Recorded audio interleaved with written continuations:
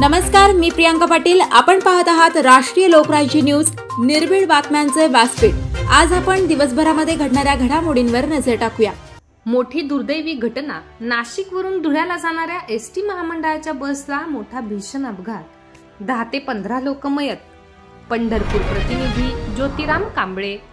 अत्यंत दुर्दैवी घटना। नाशिकवरून धुळेला येणारी बस चांदवड जवळ नाशिक आग्रा हायवेवरती एसटीला भीषण अपघात झाला व 10 ते 15 लोक मयत झाल्याचा प्राथमिक अंदाज आहे।